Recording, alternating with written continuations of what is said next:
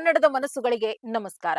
ಕಲಬುರಗಿ ವಿಭಾಗದ ಎಲ್ಲಾ ಜಿಲ್ಲೆಗಳಲ್ಲಿ ಕಳ್ಳಭಟ್ಟಿ ಸಾರಾಯಿ ಹಾಗೂ ಸಿಎಚ್ ಪೌಡರ್ ಬಳಸಿ ತಯಾರಿಸುವ ಸೇಂದಿಯನ್ನ ಸಂಪೂರ್ಣವಾಗಿ ನಿಷೇಧಿಸುವಂತೆ ಅಬಕಾರಿ ಸಚಿವ ಆರ್.ಬಿ. ತಿಮ್ಮಾಪುರ ಅಧಿಕಾರಿಗಳಿಗೆ ಕಟ್ಟುನಿಟ್ಟಿನ ಸೂಚನೆ ನೀಡಿದ್ದಾರೆ.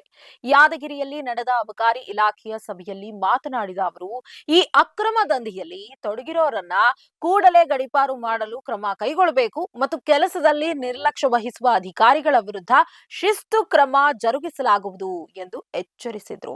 ಈ ಕುರಿತಾದ ಒಂದು ವಿಶೇಷ ವರದಿ ಇಲ್ಲಿದೆ. ನೀವು ನೋಡ್ತಾ ಇದ್ರಿ ಬಿಬಿ ನ್ಯೂಸ್ ಕನ್ನಡ.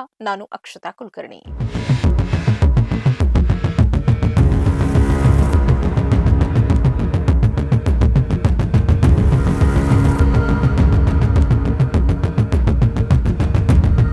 ವಿಶೇಷವಾಗಿ ರಾಯಚೂರು ಮತ್ತು ಯಾದಗಿರಿ ಜಿಲ್ಲೆಗಳಲ್ಲಿ ಅಕ್ರಮ ಸೇಂದಿ ಮಾರಾಟ ಹೆಚ್ಚಾಗ್ತಾ ಇದ್ದು, ಇದು ಜನರ ಆರೋಗ್ಯದ ಮೇಲೆ ಗಂಭೀರ ಪರಿಣಾಮ ಬೀರ್ತಾ ಇದೆ.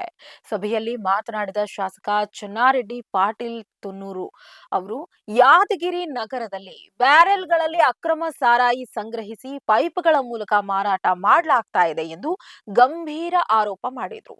ಅಧಿಕಾರಿಗಳು ಈ ಬಗ್ಗೆ ಮಾಹಿತಿ ಇಲ್ಲ ಎಂದಾಗ ಶಾಸಕರು ಅಧಿಕಾರಿಗಳ ವಿರುದ್ಧ ತೀವ್ರ ಆಕ್ರೋಶ ವ್ಯಕ್ತಪಡಿಸಿದ್ರು.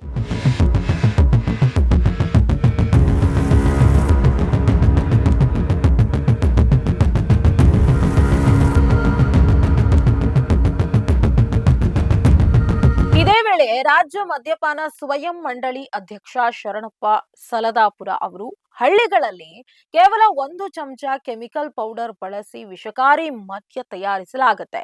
ಇಂತಹ ಮದ್ಯ ಸೇವನೆಯಿಂದ ಯುವಕರು ಹೃದಯಾಘಾತಕ್ಕೆ ಒಳಗಾಗ್ತಾ ಇದ್ದಾರೆ ಎಂದು ಆತಂಕವನ್ನ ವ್ಯಕ್ತಪಡಿಸಿದ್ರು. ಈ ದೂರುಗಳನ್ನೆಲ್ಲ ಆಲಿಸಿದ ಸಚಿವರು ಇಲಾಖೆಯ ಬಗ್ಗೆ ದಂಧೆಕೋರರಿಗೆ ಭಯ ಇರಬೇಕು ಮತ್ತು ಯಾವುದೇ ಕಾರಣಕ್ಕೂ ಇಂತಹ ಅಕ್ರಮಗಳಿಗೆ ಅವಕಾಶ ನೀಡಬಾರದು ಎಂದು ಅಧಿಕಾರಿಗಳಿಗೆ ಅಂತಿಮ ಎಚ್ಚರಿಕೆ ನೀಡಿದ್ರು.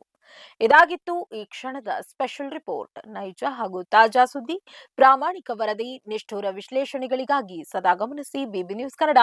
ಇದು ಕನ್ನಡಿಗರ ಪ್ರತಿಧ್ವನಿ.